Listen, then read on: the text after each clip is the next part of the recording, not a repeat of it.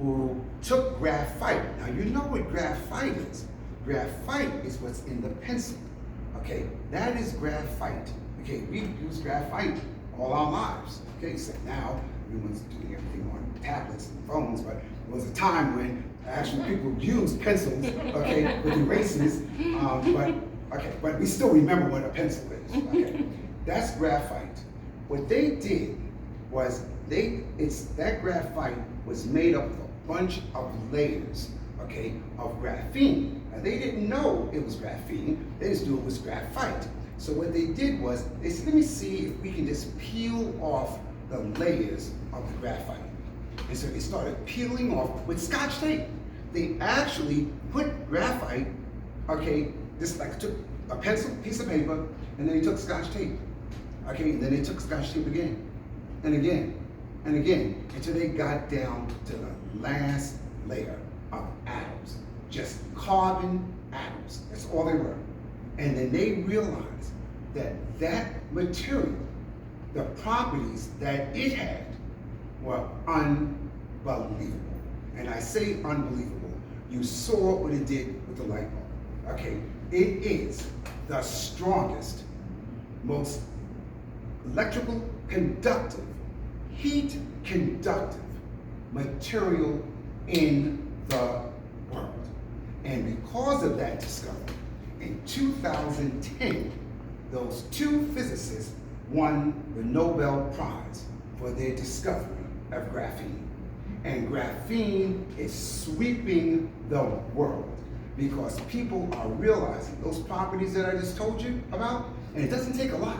And it's very light, very light. It's one atom. It's just one atom. Okay, you can't get any thinner than one atom. It is transparent. Okay, not invisible, but transparent. And like I said, heat conductive. They've now shown that with graphene, they can take water in, let's say, third world nations where the water has a lot of unhealthy bacteria, and that graphene can actually kill the bacteria in that water.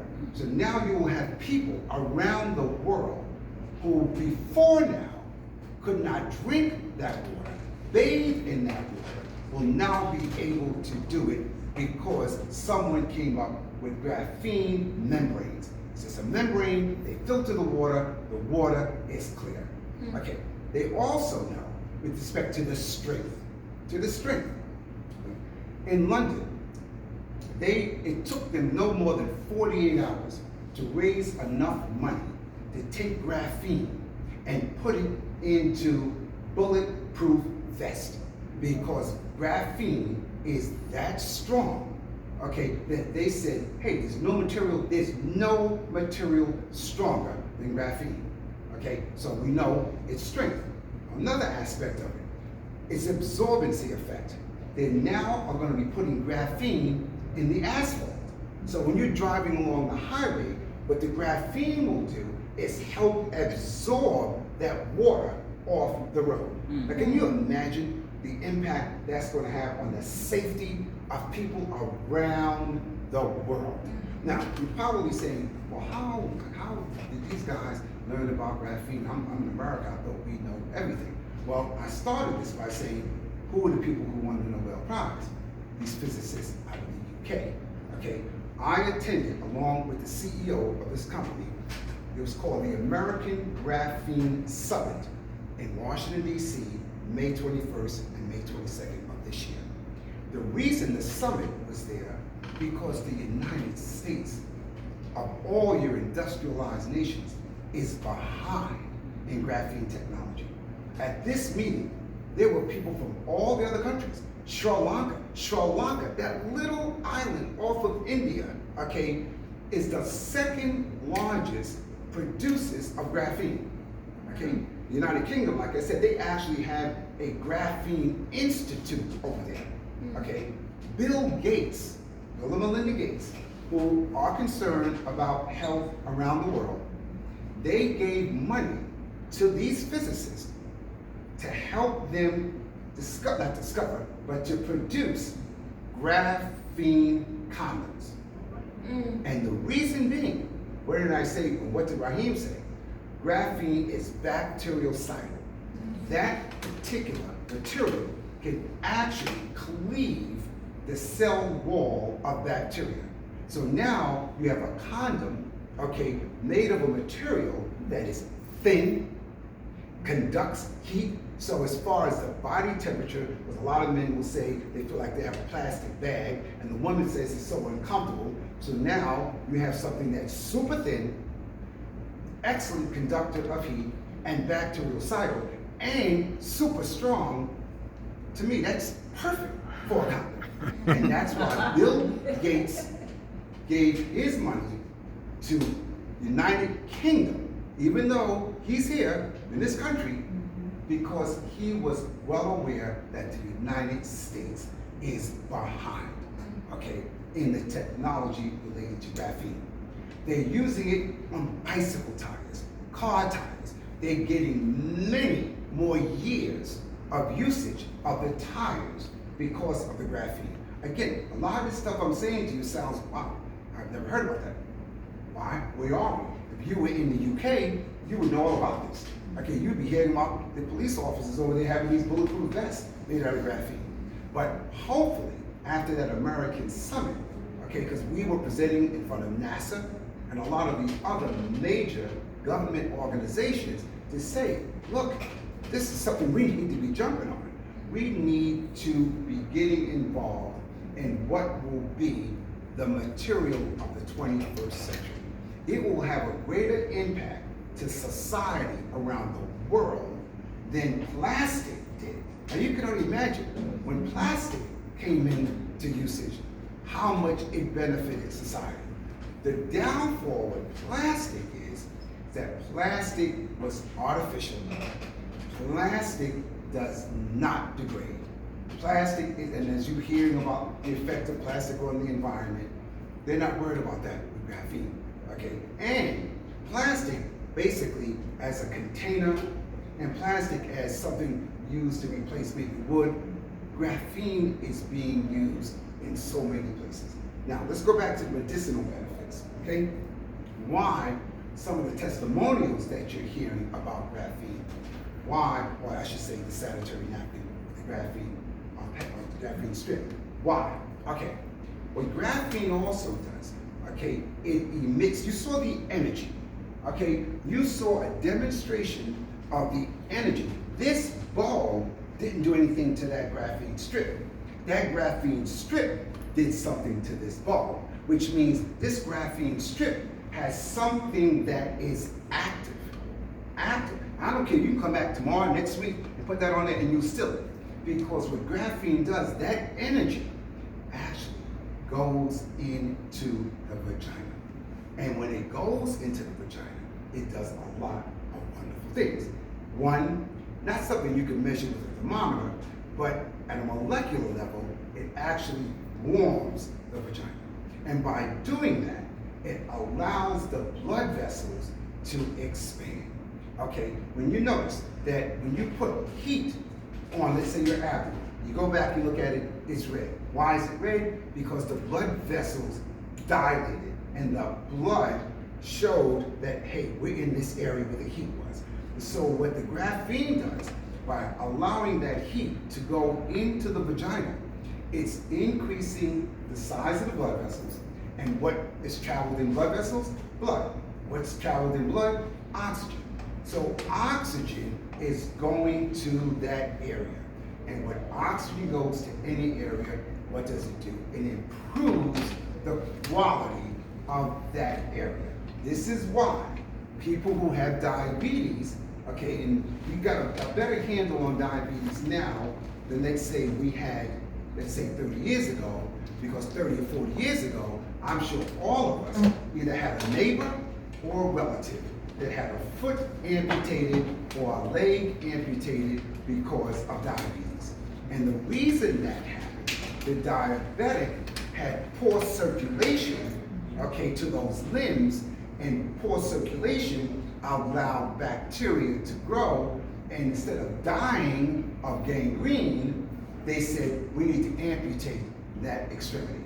Okay, you don't see that as much now because we have better insulins, we have other ways of taking insulin, but in the day, okay, that was a problem.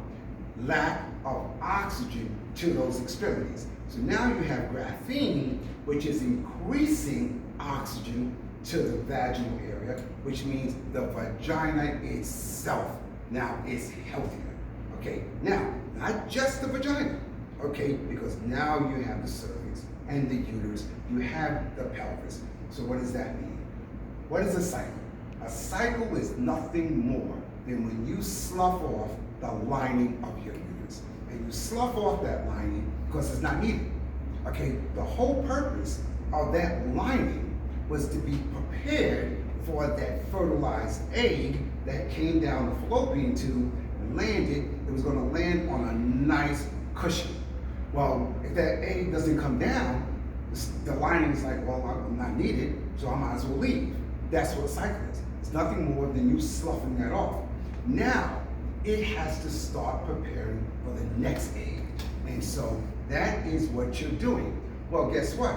If I can provide a healthier, more oxygenated environment, okay, to that uterus, it means it's going to recover quicker, which means your cycle is going to be less, the cramping is going to be less, you're going to have less discomfort, and so there is a physiological reason why these testimonies that you're hearing, why they say what they're saying. The graphene is helping to give better oxygen, better environment to the recovery of that uterus. Now, let's go back again to I'm going to tell you some more aspects about the graphene. I talked about the bacterial cycle. Okay, so now you have that strip there. Now, when that bacteria comes out with the blood and lands on the napkin, okay, now, even when the blood itself gets into the superpolymer and gets absorbed, and you saw what it did there, bacteria may still try to hang around. It may say, okay, blood, you go on, I'm gonna hang around, okay? And the graphene says, fine, hang around, but I got something for you, okay? So now you have that graphene that's able to kill that bacteria, and this is why you have less irritation. You have women complaining of less odors, okay, because something is there to help get rid of that. In addition to the fact, what does yeast love? Yeast loves heat, moisture, and darkness. Okay, that's what yeast loves. So, on that pad, okay, the moisture's gone. The moisture's gone, okay, and he didn't have you feel this, okay, but if you had touched it, you would have seen how cool it is. Okay, so no, it's not going to compensate for that woman who's wearing those jeans that she started wearing at 6 in the morning all day to 12 o'clock at night. It's not going to overcome that heat, but it's definitely going to promote an environment that's going to make it more difficult for yeast to hang around. And so therefore, you're going to have less irritation. I always talk about the fact that when we talk about a woman's cycle being 5 to 6 days, and her having those days as being miserable days, no. She has half a month that she's miserable. The reason I say half a month, because if you know your cycle is coming on Monday, you're not in a great mood this weekend, okay? Because two things. One, you're telling yourself, okay, 48 more hours, here comes this issue. Okay, not only that, look how many women have cramps prior to their cycle, okay? So if the whole psyche is not great, knowing that in 48 hours, okay, or 72 hours, whatever it may be, so her mood is already changing because she has to now look and say, what am I doing on Monday? That's why I'm supposed to go to that board meeting. And I was going to wear that white suit. No, I'm not going to wear that white suit. Okay, I need to wear. Okay, so they have to alter their lifestyle 48, 72 hours, okay, prior to when those actual days of discomfort are coming. So her cycle, okay, physically it may be 4, 5, 6, 7 days, but psychologically it may be 10, 12, 15 days. And so not only are we noticing a change in those days where they're actually bleeding, but we're even seeing a change in the attitude those days before. So again, our pad is helping to make that woman, that young lady, generally feel better. Okay, in a lot of countries, speaking about the menses is almost taboo. Okay, it's not something that's discussed. Okay, but more and more countries are now recognizing, as they are recognizing women's rights in general, because again, here's another one for doctors. And now I'm going to take this number up to 98%. 98% of even gynecologists, let's make it even more profound, gynecologists have no idea that there's something called Menstrual Hygiene Day. Menstrual, MHD, Menstrual Hygiene Day. And it's May 28th. And why is it May 28th? May is the 5th month of the year. Average women's cycle is about 5 days. Women's cycle is around 28 days. May 28th is Menstrual Hygiene Day. And here we go again. Didn't start here in this country. It actually started in Germany. In Germany. So I'm saying that this is an international, okay, this is international, trying to understand and improve the menstrual hygiene of women, making them not feel afraid to have these type of discussions. You couldn't have had this discussion 5 years ago. People were like, they're talking about sanitary napkins, blood, and no, people, they would have thought you were a little, I hate to use this word, but a little kinky, okay? But now we can talk about it. We can talk about it proudly because we're talking about it from the standpoint of health. Health is not just the cycle, it's the total woman's psyche. Okay, let's not say cycle, psyche. Okay, she's feeling more comfortable about herself. And that's our mission, is to educate people. It's okay to talk about it. Okay, it's okay to do something.